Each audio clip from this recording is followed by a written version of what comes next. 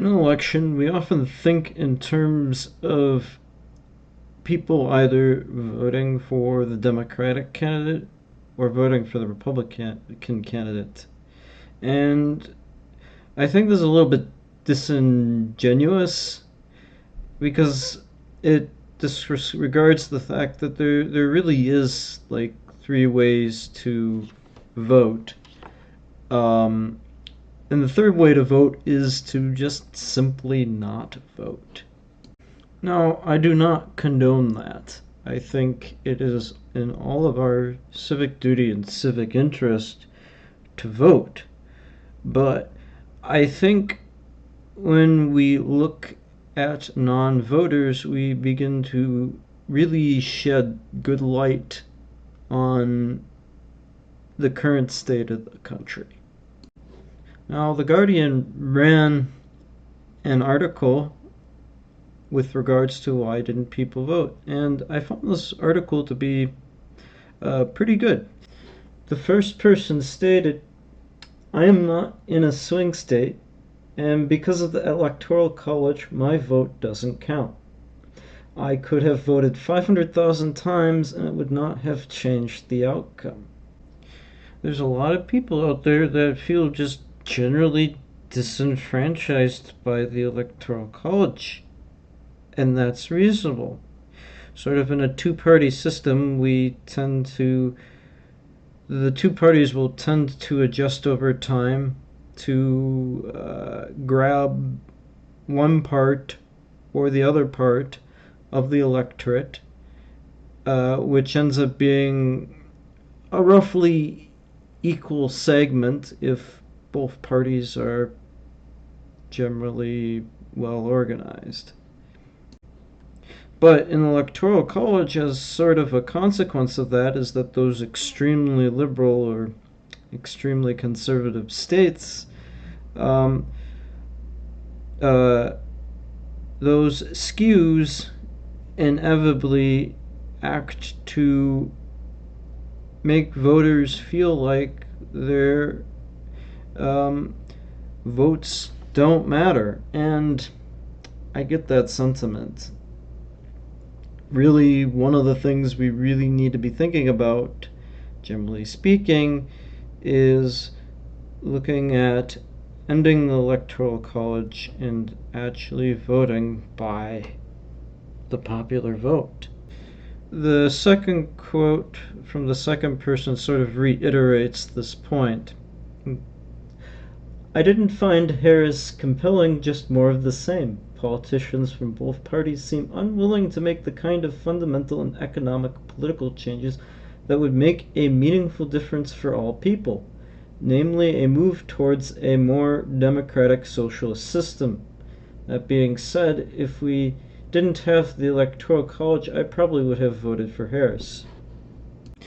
This non-voter is also hinting at a second point at why people are not voting in this system.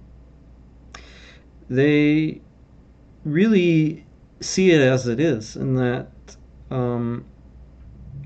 neither party is really particularly interested in bucking their corporate sponsors.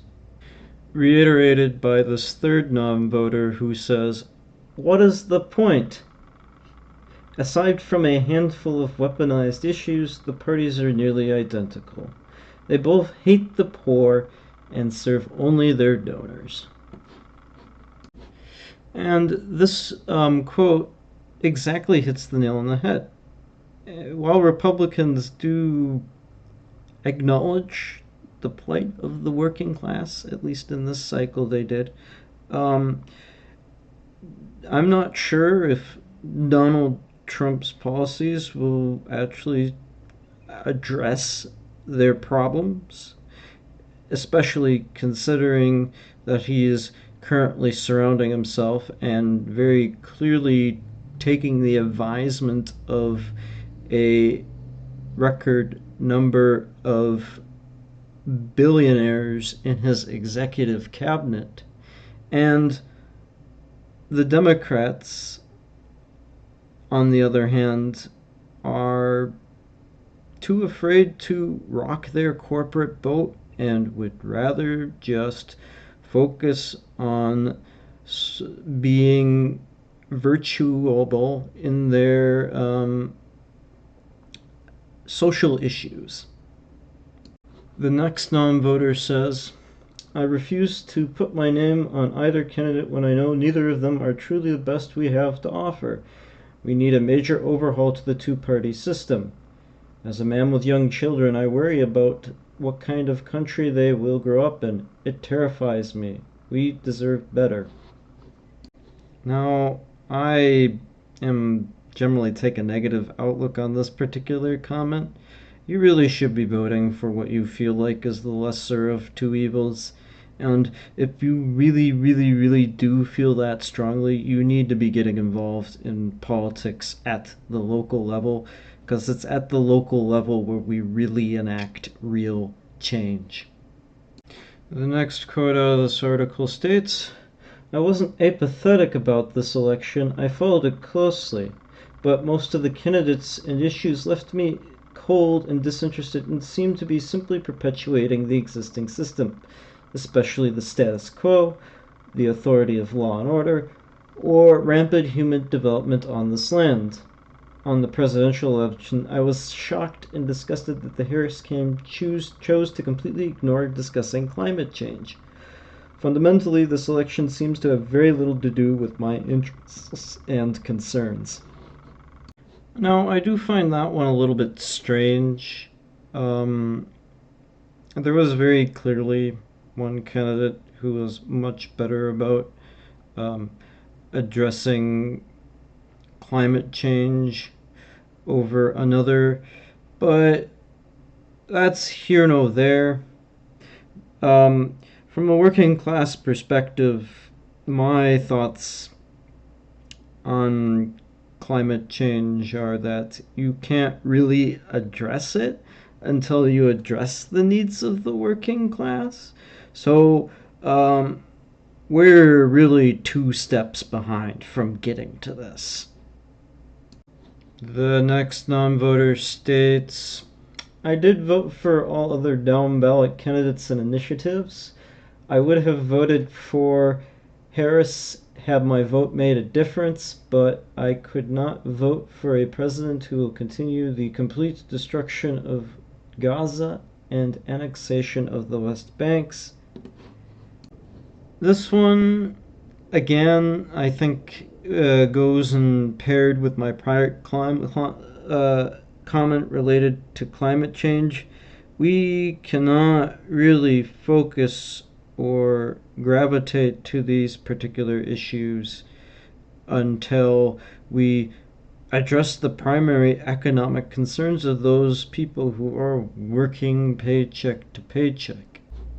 The next voter states, in 2020, I voted Libertarian as a protest vote. This year I was so turned off by Trump's low character, economic ignorance, disregard of our national debt, hostility to Ukraine, and so on that I was trying to convince myself to vote for Harris, but her economic policy was just a grab bag of voter payoffs, and she doesn't care about the debt either. So I just did not vote for president. I voted for Senate, congressman, many other down ballot races. I split my ticket. I just no longer want to vote against anyone. I want to vote for someone. And none of these candidates for president wanted my vote enough.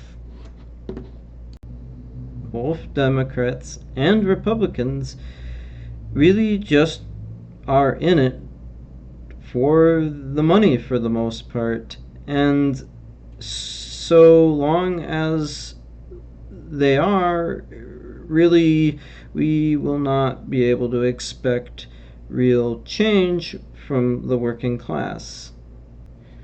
This next one's a little bit longer of a quote. I did not vote in 2016 or 2020 either because I did not like any of the candidates in those elections. I last voted in 2012 for Obama. I felt both candidates fell well short of the presidential standard and didn't feel I could cast a vote for either. VP Harris failed to demonstrate she was ethically or intellectually capable of executing the office, repeatedly failing to detail out her policies and generally running her campaign like a popularity contest. Collect enough celebrity endorsements by paying them, and the masses will elect you. Trump, on the other hand, cares about the US and believes in his own ideas that save the country, but he's a terrible human being. I don't feel he represents the majority of Americans at all, but is more of a reaction to some of the issues we face as a country. I love this take. Um, I love it. Reality is, if you're out there running your campaign with all these celebrities, it's very tone deaf. Like, those people have it made.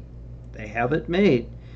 Um, it really helps to cast yourself into a bin as a coastal, uh, virtuistic elite, and really shows that you care more so about uh, um, the social issues than the economic ones. And I think this guy also, once again, like me, is realizing that Trump is acknowledging the plight of the working class, but uh, at the same time is acknowledging and expressing his doubt about whether he can affect real change. Next, we have a non-voter stating, Bernie Sanders was the last candidate I was excited to vote for. The selection came down to two parties who have utterly abandoned everyday people and their problems with affordability and worries about climate change. But one party, the Republicans, were savvy enough to pretend they felt the collective pain of the common folks, whilst the Democrats mostly said, all is well. I couldn't in good conscience support either side at the national level. You can't say it more succinctly. Whether you agree with the ideas of Bernie Sanders or not, he was one of the last recent politician who really showed true empathy for the plight of the working class, and in his own way wanted to address those issues. And again, this person is really pointing out that yes, Republicans are acknowledging the plight of the working class, but so far indications lead me to really not want to hold my breath, especially based off of who's going into the executive cabinet, about whether they are really truthful about addressing uh, and addressing those working class concerns. Next non-voter says, I am not a fan of the Democrats, but I would have voted to keep Trump out of office if there was an economically literate, competent, law and order candidate who was willing to challenge the excesses of woke, he said. The Dems are out of touch on social issues and have tacked too far to the left to appease a minority of progressives. I support some policies that would be considered right-wing on immigration, but also investing in social housing, so I'm looking for candidates capable of taking difficult decisions based off of rational analysis. Here we have the non-voter really pointing out how Democrats just want to sit high and mighty on their social pedestal so that they don't have to rock the boat with their own corporate donors. Finally, we have skip the debates. What a circus. I am so sick of hearing about politics. The political system in the US is broken. Things are so polarized. There is no cooperation for the good of the people. There's just so much hate, even in everyday conversation with the average person. There's just so much of this, if I don't win, I'm taking the ball and going home mentality. It just causes nothing to get accomplished. Well, why do we think that is? Well, I think that social issues are just the easy questions, the easy stuff. For Republicans, it's just easy to attack them, and for Democrats, easy to stand on a pedestal and be virtuous about social issues. And either way, ultimately, this is just serving both parties' interests in distracting the electorate from the issues of economics that is really going to help this country and what really matters. But alas, we can't spook our corporate sponsors. We've got to make sure that they're happy. We can't rock that boat. Money and politics is as old as time, but when you have this much money in politics and when political decisions and positions are being made just because of money, you just poison the well of the working class, and ultimately you are dissuading a lot of voters from coming out and actually voting. So, what's the takeaway from all of this? Well, between all of these people who feel like that the system is not working in their working class interests and did not vote, and there was a lot of them, based off of the fact that a plurality of Americans did not vote at all in this election. A plurality of voting age Americans did not vote. And the fact that there are a lot of people like me who have sort of that obligation or feeling of need to vote for their lesser of two evils. I do feel like there is real room out there for a change, and change at the grassroots bottom up level, because it's not going to come from the top down. It's not going to come from those corporate sponsors and money lenders. Those people are not going to ever want to listen to the interests of the working class, because ultimately policies that favor and help the working class are policies that are going to be bad for them. And by bad, I mean they're going to be a little bit less of a billionaire than what they are now. Oh no. I truly believe that there is somewhere in this country the right people who can rise up to challenge these career politicians who just live in politics to harvest and pad their wallets. But we're not going to find these people unless we start banding together. That's why I started my channel. I want to try and find those people who will really truly help to bring us together and really truly fight for that working class interest.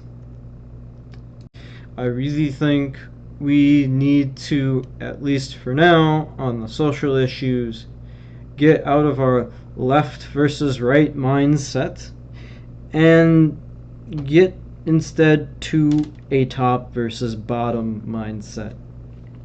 Because if we do that, we can fight against those social issues that are using to drive a stake between our unity and being used to keep us out of the hair of those billionaire elitists on both sides of the aisle. Take care, all.